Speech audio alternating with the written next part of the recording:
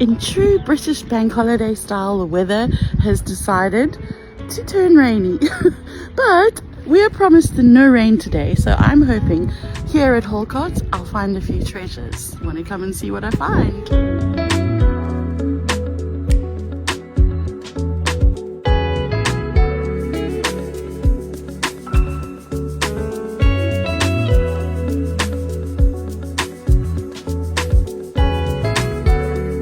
The rain is threatening. This could all be over before it's even started.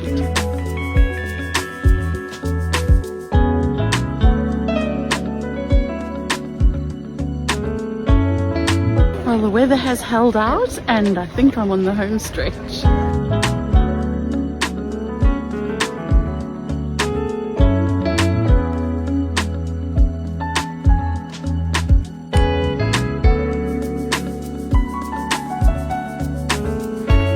Brought you to a nice quiet corner of the Carboot. If you look around, this beautiful blossom. And would you like to unpack my trolley with me? So first off the trolley is this amazing repaired stoneware dish. I'd put that as, wow, it's got to be 200 years plus old. And look at the staple repairs. They used to call them tinker repairs. But this would have been something that was prized and somebody would have wanted to save. So they would have paid quite a bit of money to have this repaired on. But look at the handles. Little dogs. I think it's delightful. And if you look at the front, I mean, yes, it's not in great condition, but that's a really lovely, beautiful old thing. A pair of really nice old table legs, which I think put a little top on and you could make a nice stool or a bench.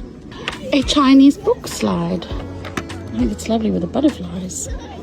Today's book finds a couple of Bibles and these two.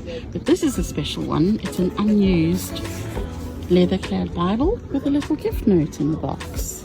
Really sweet. Today was a good day for Asiatic pheasant finds. These always sell really well. And today I bought a beautiful tureen, a platter. It's not marked, but it has a little imprint there. And this isn't strictly Asiatic pheasant, but it's of the same ilk, that lovely light blue transferware, and it's beautifully marked underneath. It's called Italian scenery. Aging white ironstone can be tricky. So here we have 3 pieces from 3 basic different eras. This one, possibly the most modern. Underneath it has an impression BA. Difficult to know their age, maybe with a bit of research we can find out, but it's a nice useful size, and I think that would be quite a useful thing to have in the kitchen. Secondly is this lovely flat plate. It's slightly larger than a sort of side plate. It could be just a food plate, but turn it over and there's a really nice made in Britain green mark, and that would put that sort of 1920s 30s. Then have a look at this little pudding basin. It's got quite a bit of patina, so that gives its age away too. Turn it over and underneath, British made. So that's a nice old piece, that.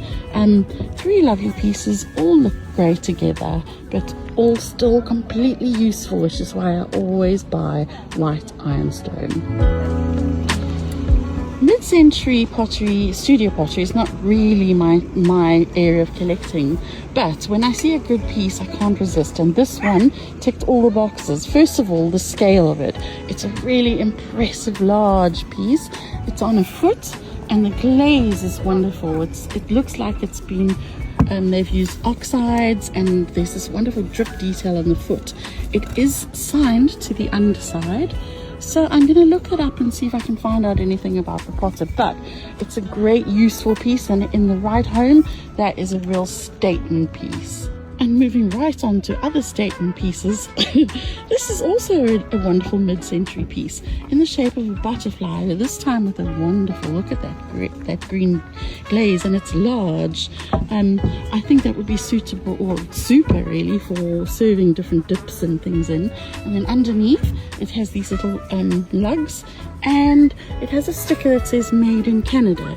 Anecdotally, the lady who sold it to me said that her auntie, who sadly has passed away, lived in Canada for many years and purchased this there. So I just thought it's a wonderful, beautiful studio piece. Here's something you don't see that often, and maybe that's a good thing. This is an antique Chinese bird catcher, and as you can see, it has a little entrance with a fringe there, and it tunnels down into a little area where you would capture the bird. I think that is not, it doesn't have the greatest provenance in that it was used for something I don't condone, but pieces like this are quite rare and interesting decorative items. Here are my little decorative finds for the day. Lovely brass candlestick holder. I love these. An Art Nouveau silver plated little bud vase. A good luck elephant. If you rub his head you can make a wish. I've made several today. Bug blocks. These are always really popular when I take them to fairs. Kids love them. They're just a fascination. Then this is a nice old mold of it sort of looks like a rose. I'm not entirely sure. It looks like candles or something's been used. And then look at these, a pair of vintage, they look like clothes hooks with little man in the moons. I'm all here for men in the moon, or the man in the moon. Fabulous. And then this is a little, now it doesn't look like much, but this is a mercury glass Christmas decoration minus its tail and its little spring, but I couldn't leave it behind. It felt like it needed rescuing, so I'm going to see what I can do with that. And then a little Buddha for good luck. Artwork today was a bit thin on the ground, but I did find this very pretty watercolor signed by the artist, and I love these long embroidery samplers. This one looks quite old and the colors just, oh, I love those colors. One of my favorite finds today is this repurposed engineer tray, which somebody has spent a lot of time reconditioning. They've stripped it, waxed it, and then they've added these little mirror plates to the top to turn it into a display shelf, and I thought that would be a really nice thing to pop a few ornaments on. Today's collection of ephemera and little decorative or little toys, a pair of these very sweet little, I think they're silver plated frame. Look at the scruffy little thing. It's a rabbit, but, or I don't even know, I think a donkey rabbit. It had to come home with me. It was forlorn and looking for love. And then a little pair of, I think these are Russian folk art dolls. Jewelry today. This is a beautiful gold, well, it's sterling silver, but it's been gold plated. I'm not sure what the stones are, but it's a nice, sorry, I'm not really doing very well here. There we go. But it is the tiniest ring, almost a child size, but still a pretty little thing. This is a lovely little bundle of goodies. Beautiful Dutch linen tape, but underneath, oh my word, I love this sort of find.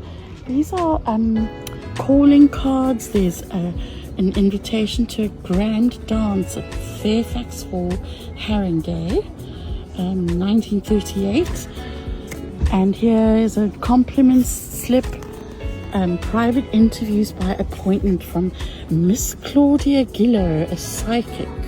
I mean, imagine, she sounds like a hoot. And hints for the home. I mean, what would that have to say? I'll have to look through that later. I could do with some of those. And then here it looks like a coupon of some sort. And they all came in this lovely old envelope.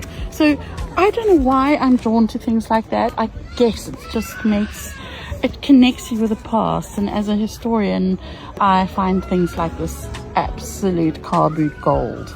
Kitchenalia finds today include this lovely pair of occupied Japan egg cup holders in the shapes of chickens. I really like those. An Emma Bridgewater tea tray with a polka dot design, which is very popular.